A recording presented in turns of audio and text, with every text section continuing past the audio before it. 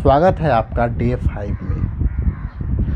हम इस वीडियो में 3 टॉपिक पे बात करने वाले हैं। सबसे पहले लोगों की प्रॉब्लम क्या है, ये मिस्टेक क्या करते हैं। दूसरा, ये मिस्टेक से इम्पैक्ट फाइनेंशियल लाइफ में क्या पड़ सकता है। तीसरा, इसका सॉल्यूशन क्या है।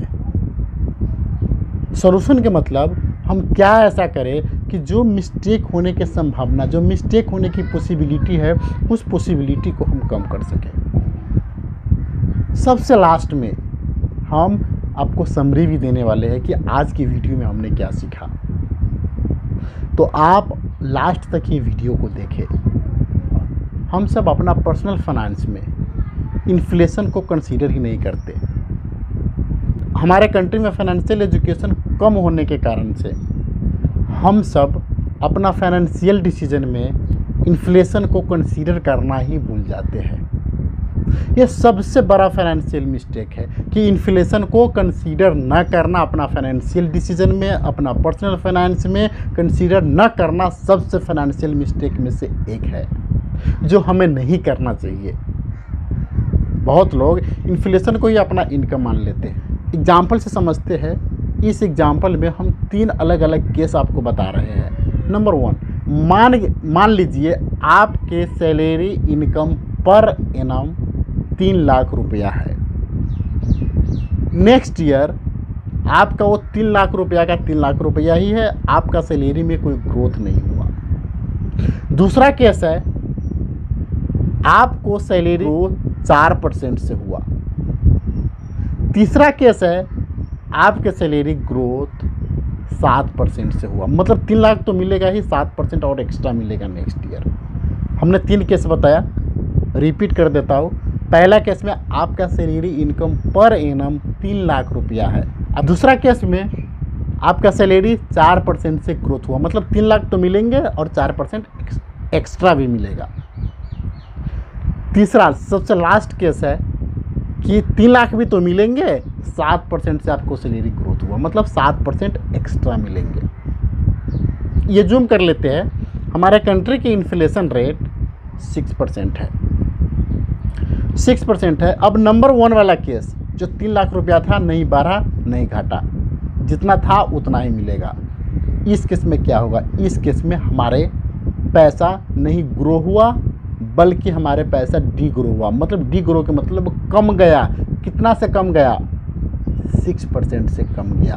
मतलब 3 लाख इंटू 6%, 18,000 जो 80,000 होता है, 80,000 से हमारा इनकम कम गया। कैसे कम गया, क्योंकि इन्फ्लेशन परचेजिंग पावर को कम कर देता है। हमने इन्फ्लेशन के बारे में डिटेल से वीडियो बनाया हुआ है। इस वीडियो को डिस्क्रिप्शन में मैं उसको वीडियो को लिंक दे दूँगा। अगर आप जानने की इंटरेस्टेड है कि इन्फ्लेशन जानना चाहिए तो आप उस वीडियो को भी देख सकते हो। मतलब केस नंबर 1 में क्या हुआ, आपका इनकम 3 लाख से नहीं बढ़ा तो आपके पैसे 6% से, अगर इन्फ्लेशन रेट 6% है, 6% है तो 6% से कम गया। दूसरा केस जो 4% से बढ़ा, मतलब 4% से आपको इनकम तो बढ़ा, आपको दिखाई ये दे रहा है कि मेरा इनकम बढ़ रहा है, लेकिन वहाँ पे आपको इनकम 2% से कमा। क्यों 2% से कमा, क्योंकि 4% आपकी इनकम में ग्रोथ हुई और इन्फ्लेशन, कंट्री का इन्फ्लेशन रेट 6% है। मतलब दोनों का गैप कितना, 2% का। 2% और आपका इनकम, मतलब जो 3 लाख, 2% और आपको बढ़ना चाहिए था लेकिन नहीं बढ़ा। मतलब 2% और आपके पैसा का कीमत कम हुआ। थर्ड केस 7% से बढ़ गया, जबकि हमारे कंट्री का इन्फ्लेशन हमने एज्यूम किया है 6% है। मतलब 1% आपका इनकम में ग्रोथ हुआ। आगे बढ़ते हैं। इसका क्या इम्पैक्ट हो सकता है हमारे इनकम पे।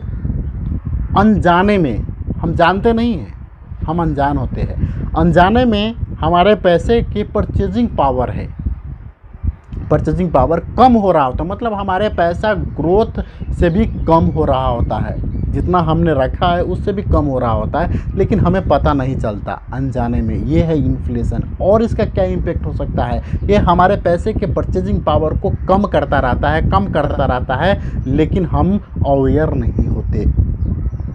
थर्ड पॉइंट में हम आते हैं कि इन्फ्लेशन क्या है, हम इससे कैसे सेव हो सकते हैं।